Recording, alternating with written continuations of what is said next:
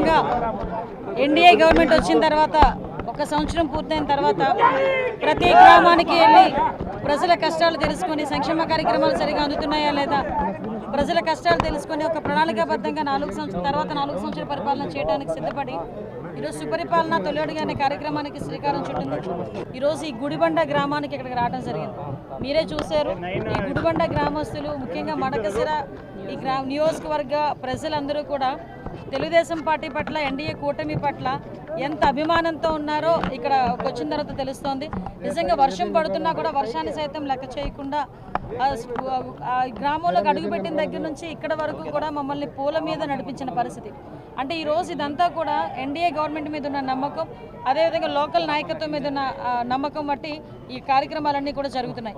ఇక్కడికి వచ్చిన తర్వాత ఎలా ఉన్నారని అడిగితే ప్రతి ఒక్కరు కూడా చాలా ఆనందంగా మేము చాలా బాగున్నామమ్మా, మీ పరిపాలన బాగుంది అని చెప్పి ప్రతి ఒక్కరు కూడా చెప్పే పరిస్థితి కనిపిస్తూ ఉంది. ఈ తొలి అడుగు కార్యక్రమం ఇంకా సక్సెస్ఫుల్ అవుతుంది. దీనిలో భాగంగా అన్ని సంక్షేమ కార్యక్రమాలు ఇస్తున్నాం. ఈరోజు మడకసిర నియోజకవర్గానికి ఇందాకే నేను ఒక టెక్స్టైల్ ఫ్యాక్టరీ కూడా డిజైనర్ ఫ్యాక్టరీ కూడా వెళ్ళొచ్చా.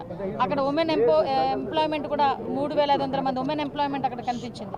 అదేవిధంగా ఒక సోలార్ పార్క్, అదేవిధంగా డిఫెన్స్కి సంబంధించిన ఒక కంపెనీ, ఇవన్నీ కూడా ఇక్కడికి రావడం జరుగుతున్నాయి. ఓవరాల్గా మడకసిర అభివృద్ధి కూడా ఈ ఎన్డీఏ కూటమి ప్రభుత్వంలోనే జరుగుతుందని చెప్పడానికి ఇది ఒక నిదర్శనంగా భావిస్తున్నాం.